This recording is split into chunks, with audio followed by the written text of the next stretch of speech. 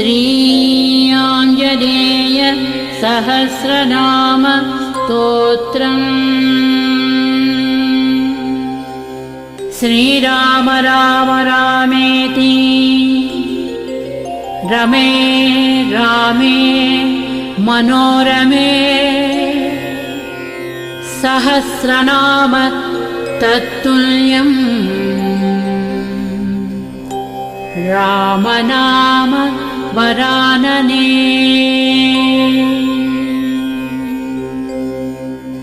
ॐ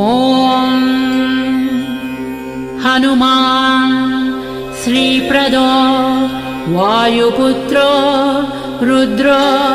अनघो अजरः अमृत्युर्वीरवीरश्च ग्रामवासो जनाश्रयः धनदो निर्गुणः शूरो वीरो निधिपतिर्मुनिः पिङ्गाक्षो वरदो वाग्मी सीताशोक विनाशनः शिवः सर्वः परो व्यक्तो व्यक्ताव्यक्तो धराधरः पिङ्गकेश पिङ्गरोमा श्रुतिगम्यः सनातनः अनादिर्भगवान् देवो विश्वहेतुर्जनाश्रयः आरोग्यकर्ता विश्वेशो विश्वनाथो हरीश्वरः भर्गो रामो रामभक्तः कल्याणः प्रकृतिस्थिरः विश्वम्भरो विश्वमूर्तिः विश्वाकारश्च विश्वपः विश्वात्मा विश्वासेव्योऽध विश्वो विश्वहरो रविः विश्वचेष्टो विश्वगम्यो विश्वध्येयः कलाधरः प्लवङ्गमः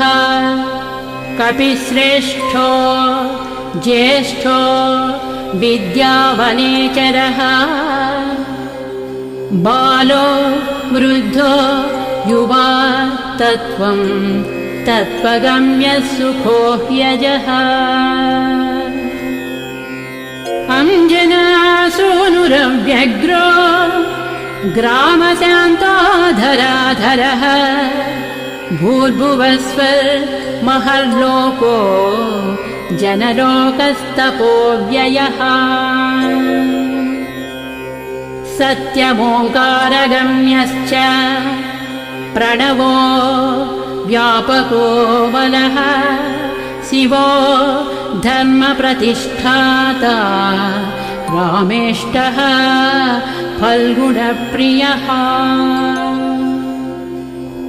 गोष्पदीकृतवारासिः पूर्णकामो धरापतिः रक्षोघ्नः पुण्डरीकाक्षः शरणागतवत्सलः जानकी प्राणदाता च रक्षः प्राणापहारकः पूर्णसत्त्वः पीतवासाः दिवाकरसमप्रभः द्रोणहर्ता शक्तिनेता शक्तिराक्षसमारकः रक्षोघ्नो रामदूतश्च शाकिनी जीवहारकः बुभुक्तारहता राती गर्भः पर्वतभेदनः हेतुमा प्रांशुबीजं च विश्वभर्ता जगद्गुरुः जगत्त्राता जगन्नाथो जगदीशो जनेश्वरः जगत्पिता हरिश्रीशो गरुडन्मयभञ्जनः पार्दध्वजो वायुपुत्रो मित्रपुच्छोऽमितप्रभः ब्रह्मपुच्छः पदब्रह्मपुच्छो रामेष्ट एव च सुग्रीवादियुतो ज्ञानी वानरो वानरेश्वरः कल्पस्थायी चिरञ्जीवी प्रसन्नश्च सदा शिवः सन्नतिः सद्गतिर्भुक्ति मुक्तिदः कीर्तिदायकः कीर्तिः कीर्तिप्रदश्चैव समुद्रश्रीप्रदः शिवः उदधिक्रमणो देवः संसारभयनाशनः वार्धिबन्धनकृद्विश्वजेता विश्वप्रतिष्ठितः लङ्कारिः कालपुरुषो लङ्केशे गृहभञ्जनः भूतावासो वासुदेवो वसुस्त्रिभुवनेश्वरः श्रीरामदूतः कृष्णश्च लङ्काप्रासादभञ्जनः कृष्णः कृष्णस्तुतः शान्तः शान्तिदो विश्वपावनः श्रीरामदूतः कृष्णश्च लङ्काप्रासादभञ्जनः कृष्णः कृष्णस्तुतः शान्तः शान्तिदो विश्वपावनः विश्वभोक्ता च वारिघ्नो ब्रह्मचारी जितेन्द्रियः ऊर्ध्वगोलाङ्गुलीमाली लाङ्गूलहतराक्षसः समीरतनुजो वीरो वीरमारो जयप्रदः जगन्मङ्गलदः पुण्यः पुण्यश्रवणकीर्तनः पुण्यकीर्तिः पुण्यगतिः जगत्पावनपावनः देवेशो जितरोधश्च रामभक्तिविधायकः ध्याता ध्येयो सभसाक्षी चेतश्चैतन्यविग्रहः ज्ञानदः प्राणदः प्राणो जगत्प्राणः समीरणः विभीषणप्रियः शूरः पिप्पलाश्रयसिद्धिदः सुहृत्सिद्धाश्रयः कालः कालभक्षकभर्जितः लङ्केशनिधनस्थायी लङ्कादाहक ईश्वरः चन्द्रसूर्याग्निनेत्रश्च कालाग्निः प्रलयान्तकः कपिलः कपीशः पुण्यराशिर्द्वादशराशिगः सर्वाश्रयो प्रमेयात्मा रेवत्यादिनिवारकः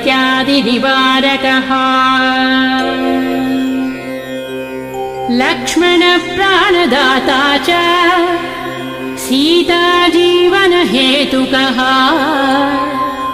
रामध्येयो हृषीकेशो विष्णुभक्तो जटीबली देवानिदर्पः होता कर्ता हर्ता जगत्प्रभुः नगरग्रामपालश्च शुद्धो बुद्धो निरन्तरः निरञ्जनो निर्विकल्पो गुणातीतो भयङ्करः हनुमांश्च दुराराध्य सप्तः साध्यो अमरेश्वरः जानकी घनसोपोद्धतापहर्ता परात्परः वाङ्मयः सदसद्रूपकारणं प्रकृतेः परः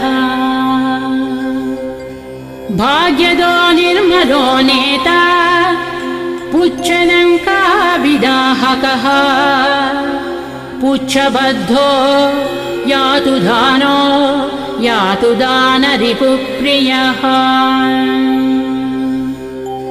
छायापहारी भूतेशो लोकेशः सद्गतिप्रदः प्लवङ्गमेश्वरः क्रोधः क्रोधसंरक्तलोचनः क्रोधहर्ता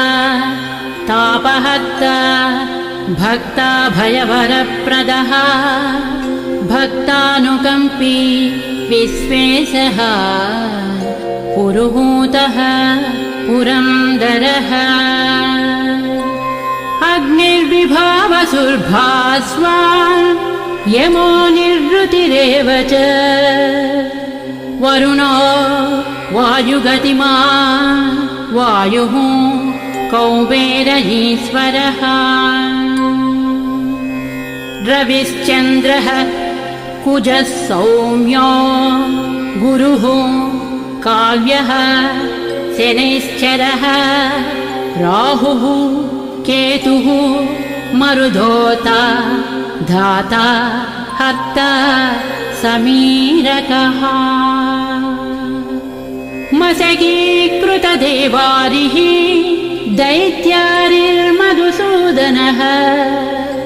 कामः कपिः कामपालः कपिलो विश्वजीवनः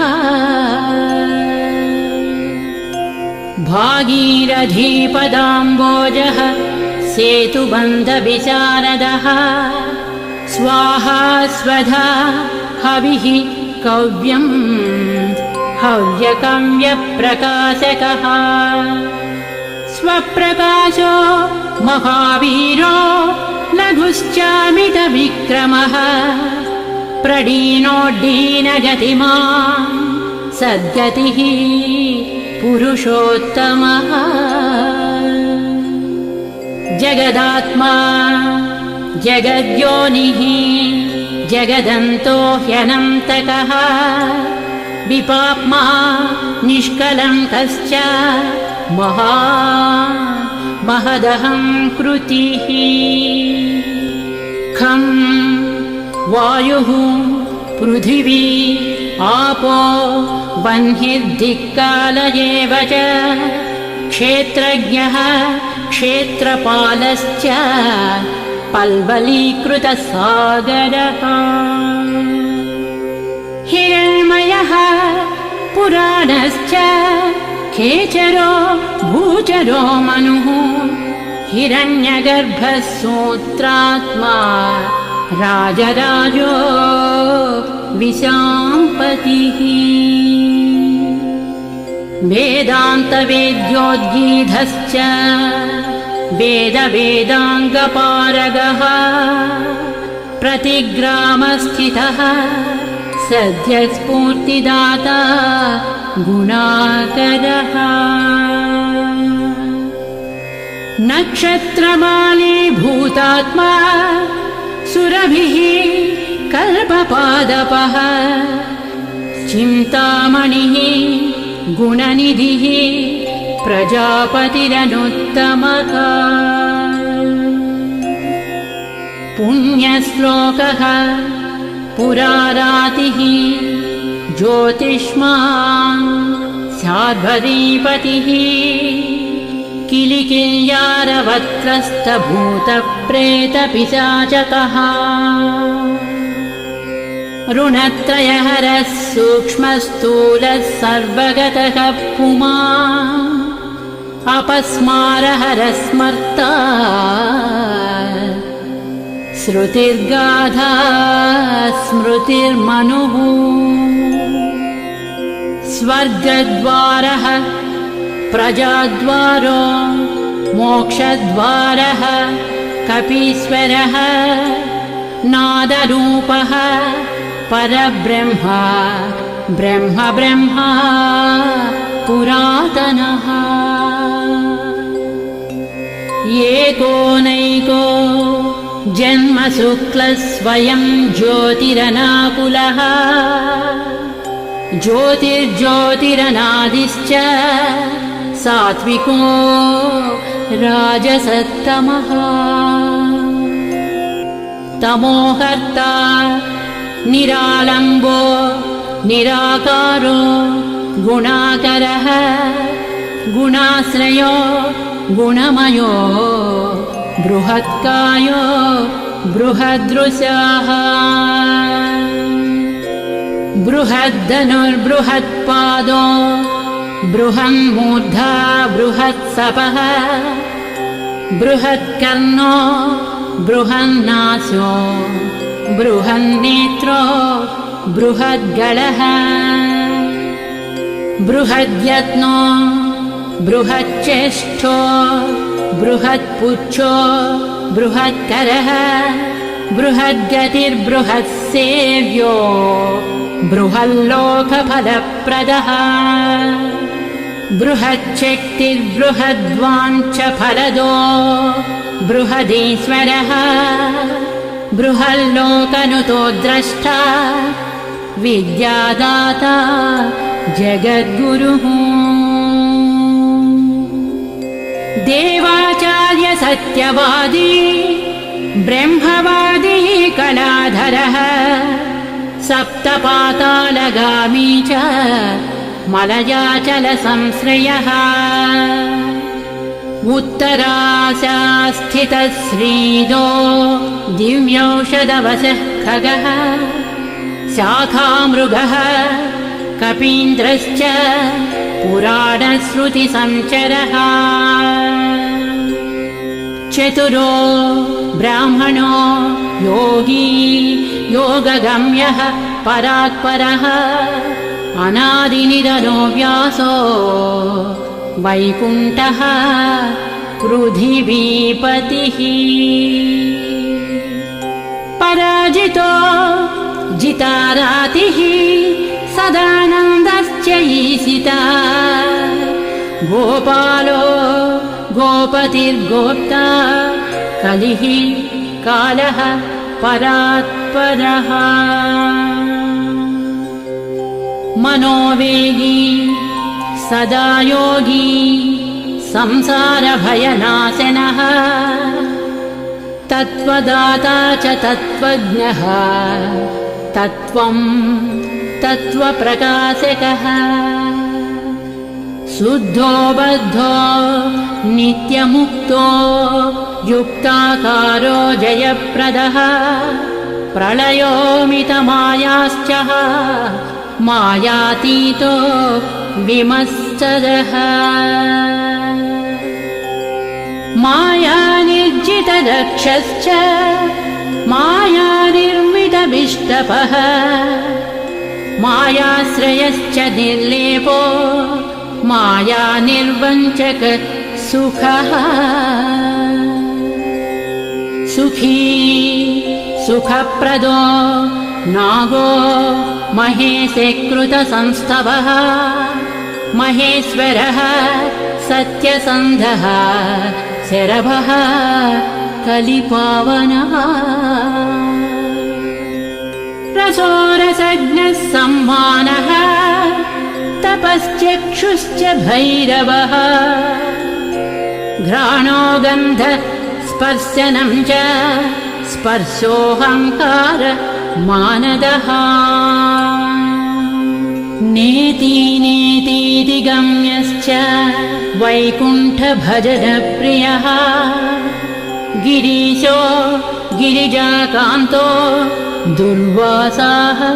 कविरं गिराः भृगुर्वसिष्ठः च्यवनस्तुम्बुरुर्नारदो मलः विश्वक्षेत्रं विश्वबीजं विश्वनेत्रश्च विश्वपः याजको याजमानश्च पावकः पितरस्तथा श्रद्धा बुद्धिः क्षमा तेन्द्रा मन्त्रो मन्त्रयुतस्वरः राजेन्द्रो भूपतिः कण्ठमाली संसारसारथिः नित्यः सम्पूर्णकामश्च भक्तकामधुगुत्तमः गणपः कीशपो भ्राता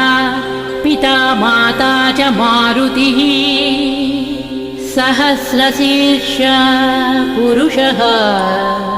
सहस्राक्ष सहस्रपात् कामाजित् कामदहनः कामः काम्यफलप्रदः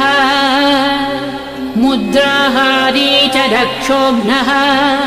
क्षितिभारहरो बलः न कदंष्ट्रायुधो विष्णुभक्तो भयवरप्रदः दर्पः दर्पदो दृप्ता शतमूर्तिः अमूर्तिमान्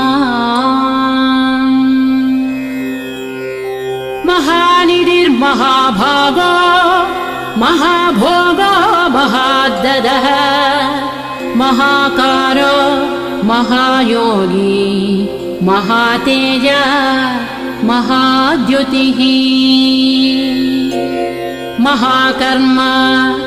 महानादो महामन्त्रो महामतिः महाशयो महोदारो महादेवात्मको विभुः रुद्रकर्म क्रूरकर्म रत्ननाभः कृतागमः अम्बोधिलङ्घनः सिंहो नित्यो धर्मप्रमोदनः जितामित्रो जयः सामो विजयो वायुवाहनः जीवदाता सहस्रांशुः मुकुन्दो भूरिदक्षिणः सिद्धार्थः सिद्धिदः सिद्धसङ्कल्पसिद्धिहेतुकः सप्तपातालभरणः सप्तर्षिगणवन्दितः सप्ताब्दिलङ्घनो वीरः सप्तद्वीपोरुमण्डलः सप्ताङ्गराज्यसुखदः सप्तमातृनिषेवितः सप्तलोकैकवकुटः सप्तहोता स्वराश्रयः सप्तच्छन्दोनिधिः सप्तच्छन्द सप्तजनाशयः सप्तसामोपगीतश्च सप्तपातालसंश्रयः मेधावी कीर्तिदः शोकहारी दौर्भाग्यनाशनः सर्ववश्यकरो भर्गो दोषघ्नः पुत्रपौत्रदः प्रतिवादी मुखस्तम्भो दुष्टचित्तप्रसादनः पराभिचारशमनो दुःखघ्नो बन्धमोक्षदः नवद्वारपुराधारो नवद्वारनिकेतनः नरनारायणस्तुत्यो नरनाथो महेश्वरः मेखली कवचे खड्गी ब्राजिष्णुर्विष्णुसारथिः बहुयोजनविस्तीर्णपुच्छः पुच्छहतासुरः दुष्टग्रहनिहन्ता च पिशाचग्रहघातुकः बालग्रहविनाशी च धर्मो नेता कृपाकरः उग्रकृत्योग्रवेगश्च उग्रनेत्रः शतक्रतुः शतमन्युस्तुतस्तुत्यः स्तुतिस्तोता महाबलः समग्रगणशाली च व्यग्रो रक्षो विनाशकः रक्षोघ्नहस्तो ब्रह्मेशः श्रीधरो भक्तवत्सलः मेघनादो मेघरूपो मेघवृष्टिनिवारकः मेघजीवनहेतुश्च मेघश्यामः परात्मकः समीरतनयो बोद्धा तत्त्वविद्या विशारदः अमोघो अमोघवृद्धिश्च इष्टदो अनिष्टनाशकः अर्धो अर्धापहारी च समर्थो रामसेवकः अर्धीधर्यसुरारातिः पुण्डरीकाक्ष आत्मभूः संकर्षणो विशुद्धात्मा विद्याराशिः सुरेश्वरः अचलोद्धारको नित्यस्येतुकृद्रामसारथिः आनन्दः परमानन्दो मस्त्यः कूर्मो निधिशमः वराहो नारसिंहश्च वामनो जमदग्निजः रामः कृष्णः शिवो बुद्धः कल्की रामाश्रयो हरः नन्दी भृङ्गी च चण्डी च गणेशो गणसेवितः कर्माध्यक्षः सुराध्यक्षो विश्रमो जगतां पतिः जगन्नाथः कपिश्रेष्ठः सर्ववासः सदाश्रयः सुग्रीवादिस्तुतः शान्तः सर्वकर्मप्लवङ्गमः नखदारितरक्षश्च नखायुधविशारदः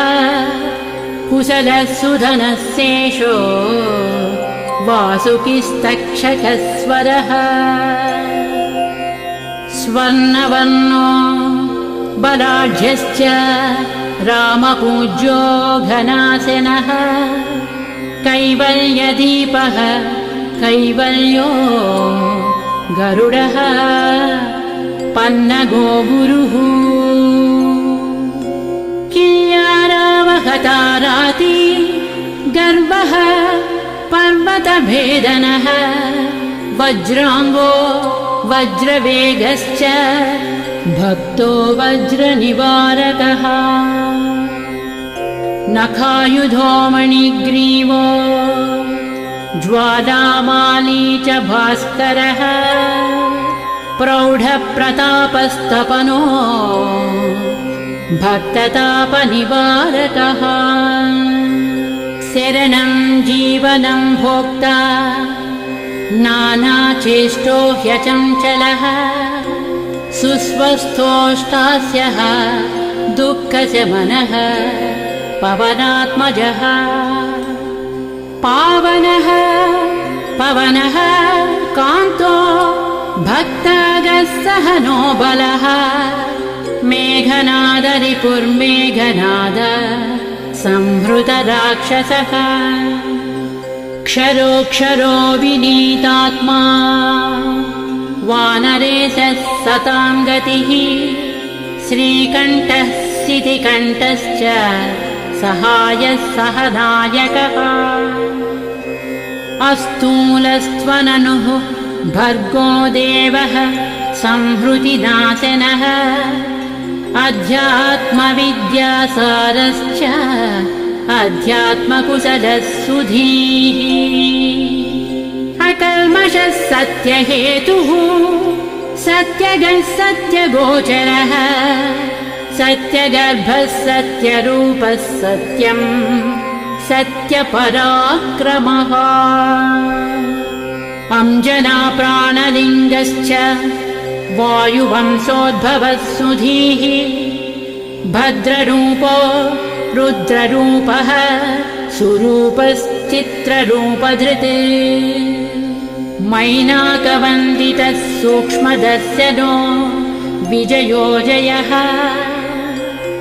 क्रान्तदिग्मण्डलो रुद्रः प्रकटीकृत विक्रमः कम्बुकण्ठः प्रसन्नात्मा ह्रस्वनासो वृकोदरः लम्बोष्ठः कुण्डली चित्रवाली योगविदाम्बरः विपश्चित्कविरानन्दविग्रहो अनन्यशासनः फल्गुनीसूनुरव्यग्रो योगात्मा योगतत्परः योगवेद्यो योगरक्तो योगयोनिर्दिगम्बरः अकारादिक्षकारान्त वर्णनिर्मित विग्रहः उलूखलमुखः सिंहः संस्तुतः परमेश्वरः श्लिष्टजङ्घः श्लिष्टजानुः श्लिष्टपाणिः शिखाधरः सुशर्मामितशर्मा च नारायणपरायणः जिष्णुर्भविष्णुरोचिष्णुर्ग्रसिष्णुस्थाणुरेव च हरिरुद्रानुकृद्वृक्षकम्पनो भूमिकम्पनः गुणप्रवाहसूत्रात्मा वीतरागस्तुतिप्रियः नागकन्याभयध्वंसी रुक्मवर्णः कपालभृत् अनाकुलो भवोपायोऽनपायो वेदपारगः अक्षरः पुरुषो लोकनाथो रक्षः प्रभुर्दृढः अष्टाङ्गयोगफलभुक् सत्यसन्धः पुरुष्ठुतः श्मशानस्थाननिलयः प्रेतविद्रावणक्षमः पञ्चाक्षरपरः पञ्चमातृको रञ्जनध्वजः योगिनी बृन्दवन्द्यश्च शत्रुघ्नो अनन्तविक्रमः ब्रह्मचारी इन्द्रियरिपुः धृतदण्डो दशात्मकः अप्रपञ्चः सदाचारः शूरसेनविदारकः वृद्धप्रमोदश्चानन्दः सप्तजिह्वापतिर्धरः नवद्वारपुराधारः प्रत्यग्रसामगायकः षट्चक्रधामा स्वर्लोको भयहृन्मानदो मदः सर्ववश्यकरः शक्तिर्नेता च अनन्तमङ्गलः अष्टमूर्तिधरो नेता विरूपस्वरसुन्दरः धूमकेतुर्महाकेतुः